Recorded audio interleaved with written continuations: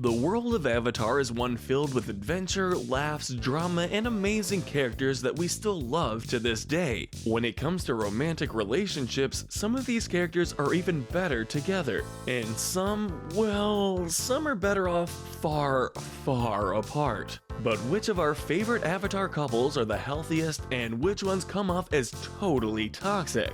I'm Caleb with Wicked Binge, and this is Avatar Couples Healthy to Toxic.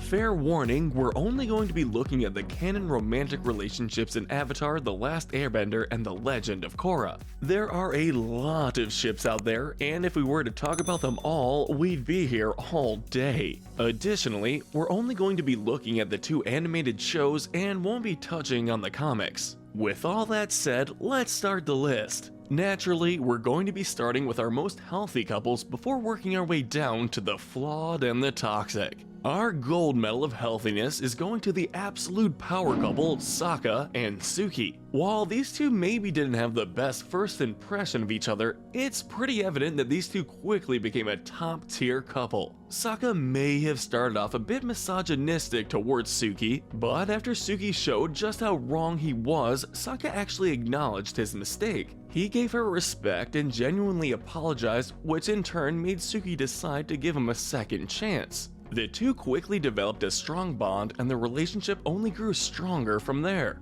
Not only do Saka and Suki have mutual respect for each other, but there's also trust, protectiveness, and even a bit of flirty playfulness. When Saka was struggling to be in a relationship after Yu's death, Suki gave him the space he needed and didn't try to force anything. As for Saka, while he may be fiercely protective of Suki, he also acknowledges how strong Suki is and doesn't underestimate her. That's some girl. Tell me about it. He's impressed by her skills instead of being put out by them, and it's clear that the two see each other as equals. They're also one of the few couples in this series that barely has any drama. For these reasons, we had to give them the top spot. The silver medal of healthiness is going to Kai and Genora. Here we have a positive example of the studious girl falling for the quote-unquote bad boy. Kai and Genora met after harmonic convergence when Team Avatar was traveling the world looking for new airbenders. Once Kai eventually agreed to join the team, it didn't take long for the two to form a bond once Genora began teaching her some of the airbending moves she knew. As such, Kai respects her skills and encourages her to be more confident in them. For the rest of this season, these two are very much in the puppy love stage of romance. But can you blame them? They were just kids after all. What boosts this couple into our top 3, however, is how strong the relationship remains even after this phase, as they end up staying together as a couple for the rest of the series. Additionally, whenever these two are on the battlefield, they're always shown to be an amazing team, trusting each other and coordinating with ease. Finally, like with Saka and Suki, there is very little, if any, drama or conflict between these two. As such, they easily earn second place on our list. Earning the bronze medal of healthiness is Tenzin and Perma. From the very beginning of The Legend of Korra, Tenzin and Perma were shown to be a very happy, though occasionally stressed, couple. Although Tenzin may have been the more stern one, he's shown to listen to his wife whenever she tries to talk to him about her concerns. All I want is one child like me. A nice non-bender who doesn't... Both Tenzin and Perma share parenting duties, and they support each other through the good and the bad. Perma even cared about Tenzin enough that she was willing to take a chance and tell him how she felt even while he was still dating Lin. Tenzin also doesn't look down on Perma for not being a bender. Perma is also the voice of reason to Tenzin's occasional stubbornness, and Tenzin acknowledges her perspective. Again, there's an obvious level of trust and respect there that amounts to a lot. Even if this couple doesn't get the spotlight too often, they always seem incredibly happy together whenever they are together, and that's something to be admired. The next couple we're ranking are Suyin and Battar Jr. In many ways, these two are very similar to Tenzin and Perma, with the only difference being that they don't get as much spotlight as a couple. With Battar being the one to build Zaofu and Suyin being the one to lead it, these two manage to work together pretty perfectly. Though Battar may be somewhat of a workaholic, sometimes taking his meals in his office, he doesn't seem to do it enough to affect his marriage. Additionally, he's willing to be a part of the action when he needs to be, like if his family is in danger, and he shows a great deal of respect towards his mother-in-law, Toph. So, how have you been, Mother? As for Suyin, she is shown to be understanding of her husband's work efforts and doesn't resent him for wanting to work late whenever he has a breakthrough. The two of them seem to communicate well and have a lot of respect, support, and affection for each other. They maybe aren't seen together as much as our previously mentioned couples, but for the scenes that they do have together, they seem to have a pretty healthy and happy relationship. Under them, we have the Red Lotus couple, Zahir and Police. You wouldn't think that characters as evil as the members of the Red Lotus would be able to have a healthy romantic life, but Zahir and Police managed to prove these expectations wrong. Although Zahir clearly has a mind for chaos and creating a world free from kings and queens, he not only makes time for Police, but also considers her to be just as important as their group's mission. It was stated that the two thought about each other constantly while in prison, and pretty much the moment after Police was freed, she and Zahir began kissing each other, much to the awkwardness of Gazan. Really?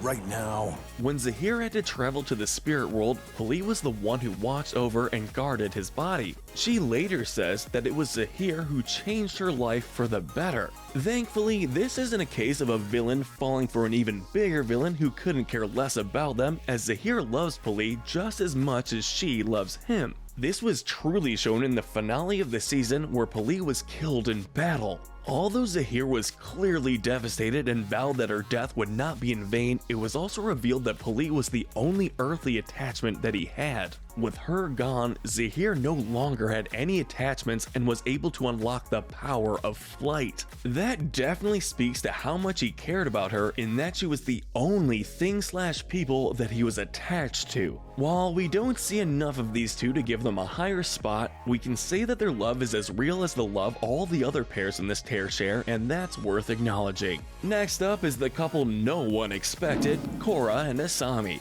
So let's get this out of the way right now. The main reason why this couple isn't higher up is because technically they were only a couple for a few seconds if we aren't counting the comics. But even with that fairly big flaw, these two still managed to have a really cute and sweet relationship leading up to that moment. Starting in season 3, they quickly become closer as they start spending more time together, no longer worrying about dating Mako. As the danger of the season grows, Korra ends up putting a ton of trust in Asami. Asami, meanwhile, not only becomes more protective of Korra, but also starts to become extremely caring towards her, comforting her several times throughout the season. Although the two have a brief argument in season 4 regarding Korra's 3-year absence, their relationship continues to bloom despite the fact that they haven't seen each other in so long. For Korra, Asami is one of the few people she feels comfortable confiding in.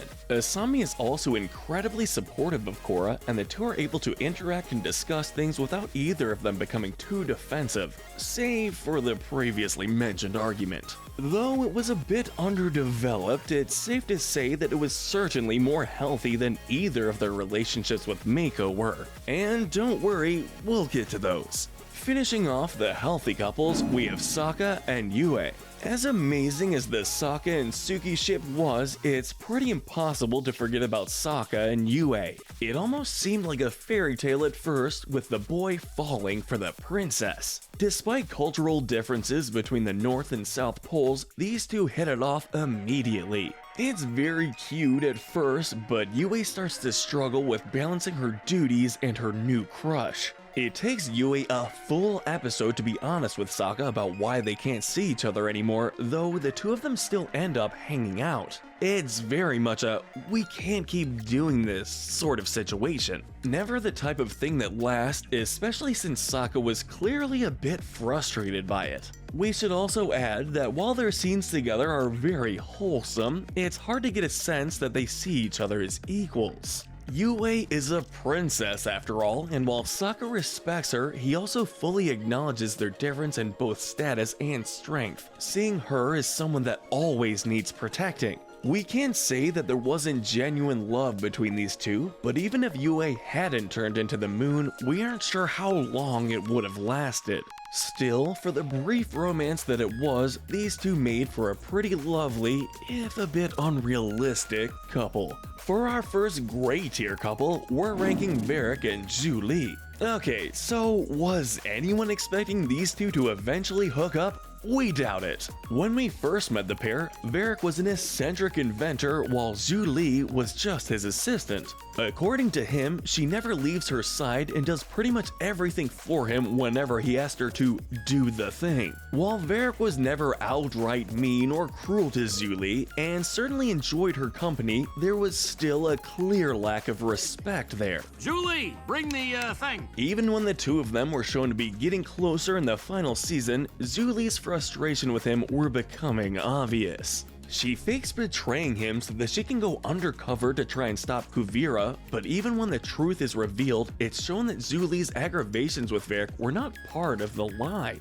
She demands that he starts treating her with respect, and while he was caught a bit off guard, that's exactly what Varric does. It was sweet seeing the relationship between these two develop and change for the better, with Varric seeing Julie more as an equal by the time they got married. Though this relationship had a rough start and the romance aspects of it may have come out of nowhere for some, it's the happy ending that pushes it to the higher end of the gray tier. Just under them, we have the most well-known Avatar ship, Aang and Katara. Oh boy, here we go. Given that this was the main Avatar couple, there is a lot to talk about, but we'll try not to make it too long. First, let's address the idolization. From the very beginning, Aang saw Katara as this perfect girl, while Katara saw Aang as the protector of the world and thus someone she had to protect. Putting your partner on a pedestal is never a healthy thing in a relationship. Then there's also the insecurity. Both Katara and Aang had moments of feeling a bit jealous or petty.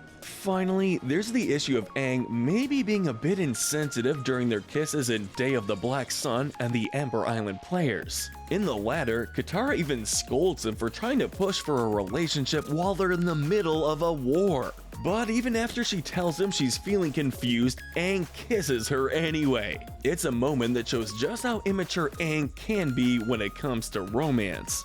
But even with these not so great elements, there's also a lot to like about this pair too. They complement each other as well, with Aang allowing Katara to be more free-spirited while Katara keeps Aang grounded. They care about each other deeply and have a genuine connection and respect for each other. Although they do have their fair share of issues as a couple, these issues aren't big enough for us to consider them to be a toxic couple. They're just a couple that may need a bit of extra work. We're going to be ranking Zuko and Mei next on our list. What do you get when you mix a girl who hardly shows any emotion and a boy who can't control his temper most of the time? Well, you get Zuko and Mei. These two don't get a lot of time together as a couple, as for most of Book 2, Mei is helping Azula chase down both Zuko and Team Avatar. When they do finally get to spend some time together, things start out pretty romantic and sweet. They actually vibe together pretty well, at first. Things start to break down in the beach where we see the communication issues between the two.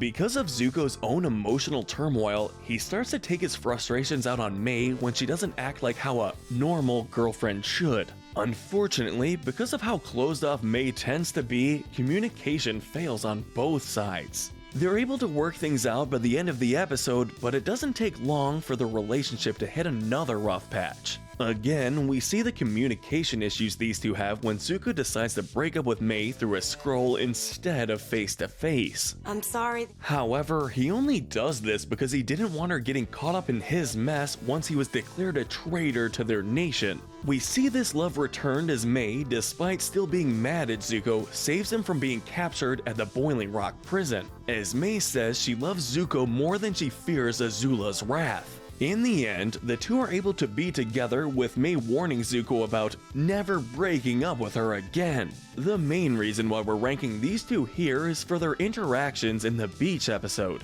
While they may protect and fight for each other, we feel like communication issues and a lack of emotional vulnerability between the two could eventually lead to the bitter end. Up next, we have Bolin and Opal. Although Opal was certainly better than Bolin's last girlfriend, we aren't quite sure that Bolin was mature enough for another relationship yet. While the attraction was mutual, Bolin acted pretty awkwardly around Opal when he was trying to win her over, briefly turning her off. Thankfully, their bond began to grow once Bolin began acting more like himself and the two began encouraging and supporting each other. Unfortunately, things quickly fell apart when Bolin joined Kuvira's army, with Bolin dismissing Opal's concerns about Kuvira's motives. Even when Bolin left the Earth Kingdom army, he tried winning her back through cliché romantic gestures instead of just sitting down and genuinely talking to her. Still, he was able to redeem himself when he helped rescue Opal's family, showing that he was ultimately loyal to her.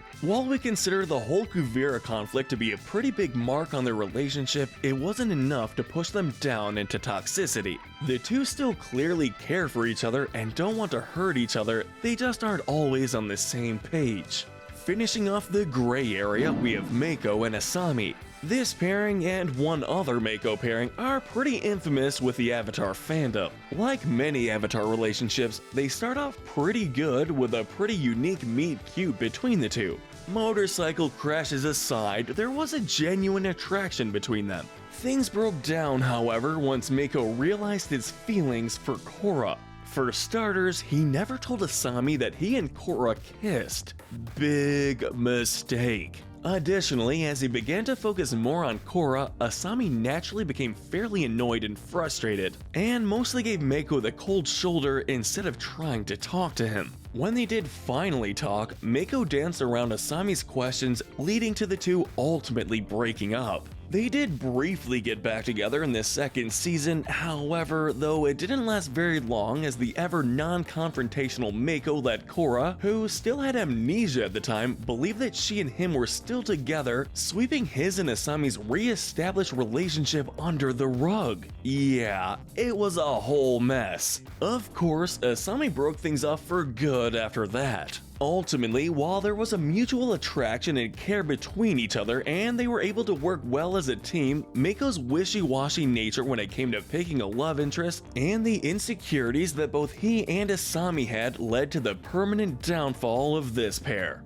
Finishing up our list, we have the harmful and completely toxic relationships. The couples that probably shouldn't have gotten together in the first place. Surprising absolutely no one, this tier is where we find Ursa and Ozai. Again, we're only looking at the show itself, not the somewhat controversial Last Airbender continuation comics. But even without the extra backstory, these two are the perfect example of a loveless royal marriage. For all the flashbacks that we see of Ursa before she leaves the Fire Nation, she never interacts with Ozai and focuses on their kids, specifically Zuko. Ozai, in return, doesn't interact with her at all either, instead focusing on gaining more power as then Prince of the Fire Nation. In the end, Ozai just ended up using Ursa as a tool, agreeing to Ursa's plan regarding Azulon and giving her the chance to execute it so that he could become Fire Lord. While there isn't much to say about them as a couple, we'd be remiss if we didn't at least mention the big bad of The Last Airbender once on this list. Receiving our bronze medal of toxic, we have Kuvira and Battar Jr.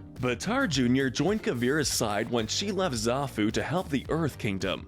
From there, the two grew closer, eventually getting engaged. We're engaged. While these two didn't seem like a toxic couple on the surface, there was still a sense of one-sidedness as everything Battar Jr. did, he did for Kuvira. In many ways, Battar Jr. was just another one of Kuvira's soldiers. This was ultimately proven in the finale of Season 4, where after Battar Jr. is taken prisoner by Team Avatar, Kuvira decides that she'd rather defeat her enemies than surrender. So she fires her weapon directly at the building where Team Avatar and her captured fiancé are hiding. Though she was sad about having to sacrifice Battar Jr. without his permission, we should add, Kuvira still made her choice without much hesitation, and a pretty messed up choice at that. As such, it's hard to know just how genuine their relationship was on Kuvira's side. Battar Jr. being loyal to a fault is also a huge issue given that he was willing to abandon his family for her.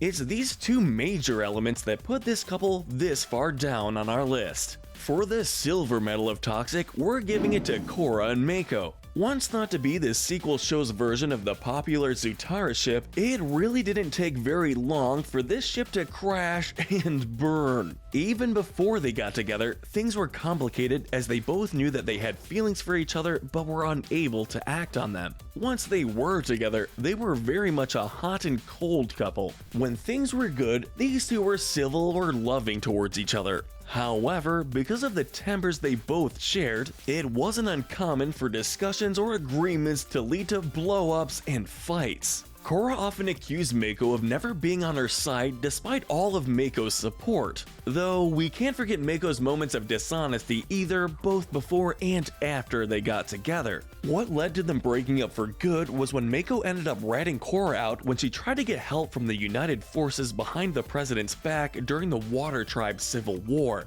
In response, Korra physically wrecked Mako's office. Yikes. While their relationship was genuine, these two just never meshed as people, both because of their personal issues and their personalities in general. Their relationship was dramatic, tiring, and only occasionally sweet, with both characters agreeing that they were better off as just friends. Earning the gold medal of toxic is none other than Bolin and Asuka. Yeah, it shouldn't be much of a shock that these two are getting the gold. For Bolin, it was love at first sight. For Asuka, it was a matter of being a muse and having someone be hers. And things just went downhill from there. Simply put, Asuka was possessive and disrespectful, treating Bolin more like a pet or a slave than her boyfriend. In Bolin's defense, he tried multiple times to break up with her properly, but Asuka just kept freezing him and threatening to feed him to the dolphin piranhas. Eventually, Asuka decided that marriage would fix all of their problems and ordered that they be married at sunset. Having no other choice, Bolin left Asuka at the altar, causing Asuka to fly into a rage as she chased him down. What's strange about this pairing is that despite all of the red flags and major issues that they had, Bolin revealed at the end of season 2 that he still had feelings for her and even tried to get back together with her, which Asuka thankfully turned him down. That was probably a good call, as we doubt it would have been a fairy tale romance if they had gotten back together. Between the major issues of control and possessiveness, as well as just a lack of healthy interactions in general, we just had to call these two the most toxic couple from the world of Avatar. Well, those are all of our couples, but before we go, we have just a few extra medals to give to a few of these couples. For the Pride medal, we're giving it to Kuba and Battar Jr., who easily viewed themselves as a power couple that could bring the Earth Kingdom to glory. Looking at the Wrath medal, we had to give it to Korra and Mako. In this relationship, both partners had some pretty high tempers, and while they never hurt each other physically, they certainly fought and screamed a lot. Obviously, the Lust medal has to go to Saka and Suki. Remember that one tense scene in the Southern Raiders where it was pretty obvious what the two were sneaking off to do before Zuko interrupted? Yeah. Earning the Envy medal is Mako and Asami. Jealousy was one of the big things that broke this relationship down, and it certainly caused quite a bit of friction between these two. Finally, the Darwin medal goes to Varric and Julie. Though the emphasis is on Varric, it takes him forever to not only realize how Julie feels, but to realize that he needs to treat her with more respect. We're just glad that he learned that lesson eventually. But let us know in the comments section if you agree with our ranking, and let us know what we should cover next. Remember to hit that notification bell and binge more of our videos. But most importantly, stay wicked.